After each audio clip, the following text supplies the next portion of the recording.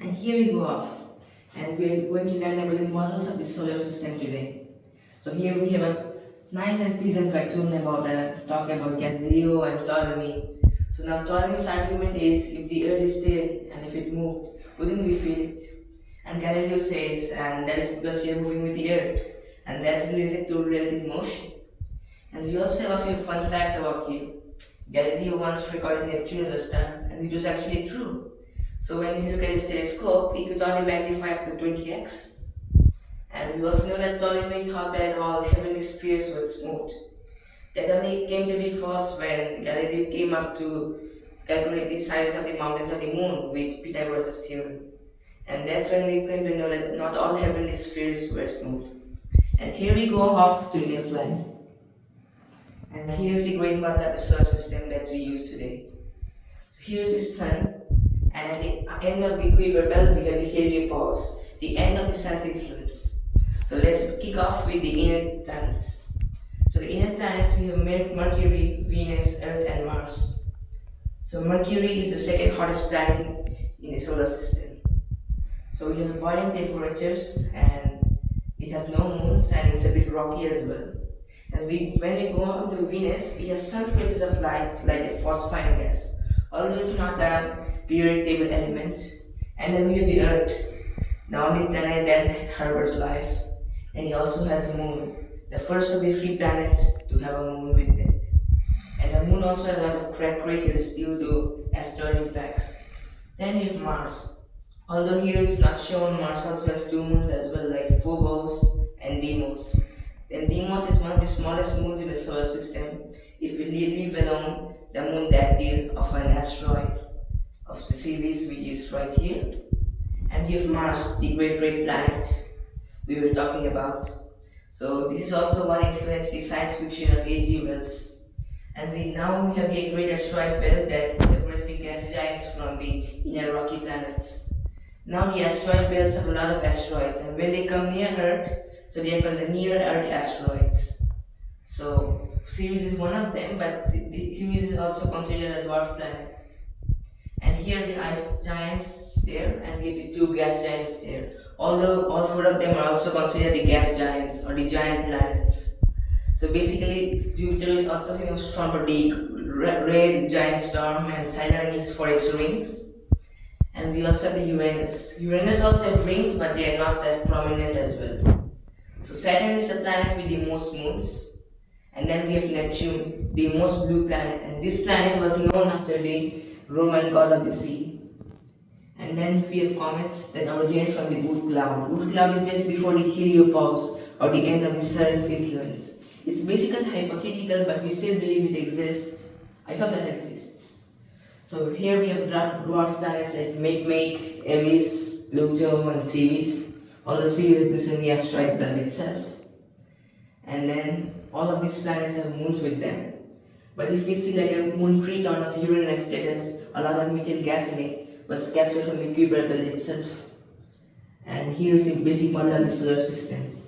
And now if we consider the proportion of time and energy, so basically a more mass that a planet or a body has, it compresses the mesh of time and space. So when it gets compressed, the more it gets compressed, time and space gets more curved up. So that is the special theory of relativity by Einstein. So here we go to the next slide. And here we have the description of the solar system. So what is the solar system? The solar system is a sun-centered system of 8 planets, their moons, dwarf planets, asteroids, comets, and spaces, all bound by gravity. Planets move in elliptical orbits. So basically, elliptical orbits mean squash circle orbits. The system includes the inner rocky planets, the asteroid belt, the outer gas and ice giants, the Kuiper belt, and possibly the Oort cloud. It lies within the Milky Way's Orion arm. Basically, Orion is a constellation from Roman and Greek mythological tales. So basically, Orion is one of the famous characters in mythology as well. And then we have the geocentric model, which was proposed by Claudius Ptolemy in 150 BCE. So here we have his model, and it says that all heavenly spheres were smooth. Although they are not, they are rocky and sometimes made of gas, ice, and dust. So Ptolemy placed Earth at the center of the universe as well as the solar system. He described the order of the celestial bodies. So he described the order of the celestial bodies as Moon, Mercury, Venus, Sun, Mars, Saturn, and Jupiter. So and fixed stars are the outermost sphere of the solar system, although stars are not a part of the solar system itself. And another thing we didn't have was the stellar parallax. So when you keep your finger in front of your eyes and close one eye and try to focus on one, you see that it's changing from one place to another among the background of other things. So that was not mentioned or observed. And he says that all the celestial bodies move in perfect circular orbits. It is not true actually because they are elliptical, move in ellipses, according to German astronomer Johannes Kepler, 1571 to 1630. So his model basically matched what people saw with their eyes, but it could not explain seasons or state or rotation. So Ptolemy's model only explained why we had day and night by saying that the Earth is stationary or still, it does spin or move. So it's in the middle of the universe and the sun orbits the still and stationary and once a day. And also that include Uranus, Neptune, and the Kuiper belt, which were not visible to the naked eye. So when we are talking about magnitude or the brightness, you have two types of magnitude, apparent magnitude and absolute magnitude. It tells about the intensity of light basically. And then this model was supported by early Arab astronomers for practical astronomy and the medieval church for religious cosmology. So if we see some of the Islamic astronomers during the Islamic golden age appear to challenge Ptolemy's model but did not have a pure solution to that, like Nasiruddin at-Tusi was one of them who came up with the Tusi couple. He was a nice and cool guy, but if you came on to see Nicholas Copernicus and other German astronomers of the time, they used to cite the Arab astronomers for their works. And here we go off on the next slide. We have the heliocentric model, the ancestor of the model that we use today. In 1543, Polish astronomer Copernicus proposed the heliocentric model in his book De Revolutionibus Orbium Celestium. So basically this name means on the revolutions of heavenly bodies. This model challenged the old belief that the earth was at the center of the universe and the solar system. This model was not accepted straight away. It failed to explain most of the observations of the people. Later, Galileo Galilei supported his idea using a telescope. He observed Moon orbiting Jupiter and the phases of Venus, showing that now everything revolves around Earth. And Johannes Kepler improved the model by showing that the planets move in ellipses and not perfect circles. Scientists later clarified that the Sun is not in the center of the universe, but in the center of our solar system. So even if we are trying to say that Sun is in the center of the Milky Way galaxy, but there is another black hole, possibly Phoenix A star or Dawn 618, which makes Sun orbited. And this is a great guy. He was a cool guy. He died in 1543. He just published it just before his death. This was also a book that was really restricted for Catholics to read in Europe.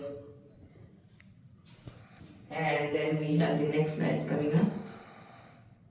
And here are tools used to investigate the skies. We have just eyes. This was also the reason that we couldn't see the Kuiper belt or the ice giants or the detailed view of the gas giants. So now we have just eyes. We have space probes like Curiosity rover and Perseverance rover that we had sent to Mars. And we have the digital telescopes like the Hubble and the James Webb telescope launched in 2021. And we also have optical telescopes like the one Galileo used. And if you want to check out Galileo's telescope, you can find it in the Museum of Florence in Italy. And we have satellites, like this satellite is possibly the Khalifa satellite launched in 2018 by the UAE, a sign of national pride. The next slide coming up. And this is how stargazing tools evolved. So in 2000 BCE, ancient astronomers used only their eyes to track stars, planets, and constellations. So they used to spend a lot of time under the stars, learning how they move and what was the parallax. But Galileo Galilei used the first optical telescope to observe the moon's surface and Jupiter's moon. And in 1931, it was Karl Jansky, another German astronomer, who discovered radio waves from space, learning radio astronomy.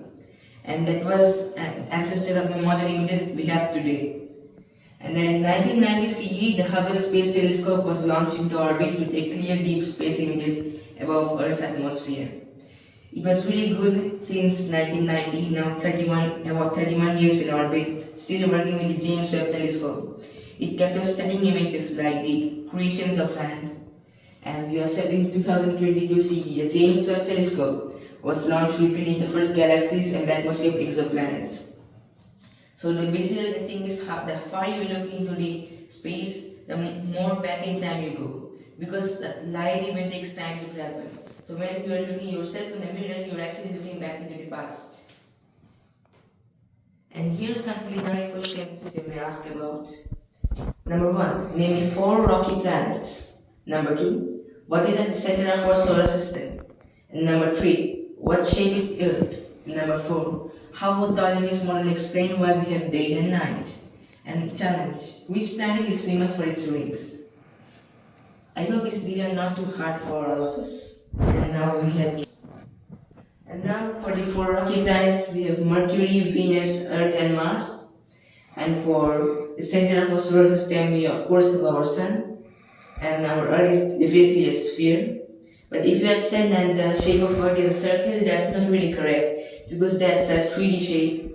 And for number 4, because the Sun moves around the still Earth once a day, and that was the reason that Ptolemy gave. Basically, Ptolemy's model was mathematically complex but not physically correct. Challenge, which planet is famous for its rings? And that's Saturn.